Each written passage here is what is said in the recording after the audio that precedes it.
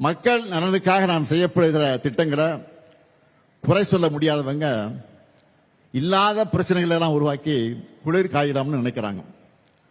அண்மையில் மாண்புமிகு ஒன்றிய உள்துறை அமைச்சர் அமித்ஷா அவர்கள் தமிழ்நாட்டுக்கு வந்தார். செய்திகள்லாம் பார்த்திருப்பீங்க, அவர் பேசுனதெல்லாம் பார்த்திருப்பீங்க.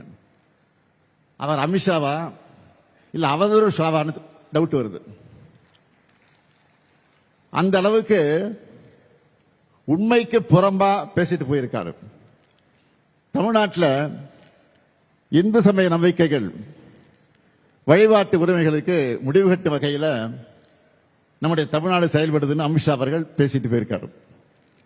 இதற்காக என்னுடைய கடுமையான கண்டனத்தை உங்கள் மூலமாக, இந்த விழாவின் மூலமாக, இந்த நிகழ்ச்சியின் மூலமாக நான் தெரிவிச்சுக்கிறேன்.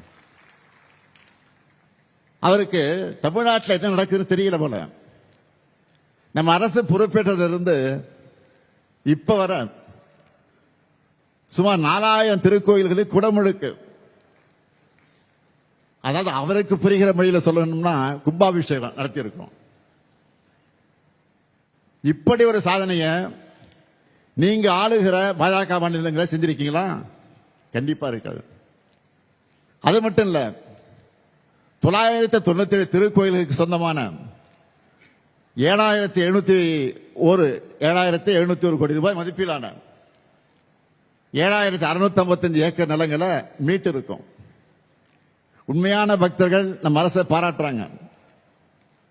தலைமை செயலகத்தில் வாரத்தில் எப்படியாவது 2 நாள் இந்து சமய அறநிலையத்துறை பணிகளை நான் தொடங்கி வச்சு அந்த விழாவில் பங்கேற்கிறேன்.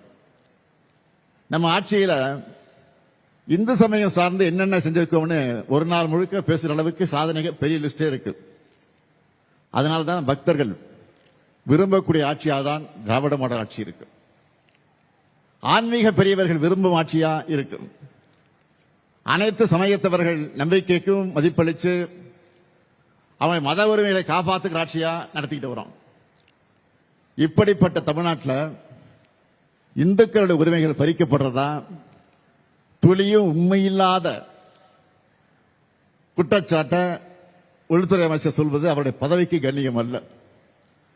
உண்மையை சொல்லணும்னா கலவரம் செய்யவும் குழப்பம் எடுத்தவும் நினைக்கிறவங்களோட எண்ணம் தான் தமிழ்நாட்டில் ஈடேறல. அது இனியும் நடக்காது, நடக்க விட மாட்டோம். இந்த ஸ்டாலின் இருக்கிற வரை அது நடக்கவே நடக்காது.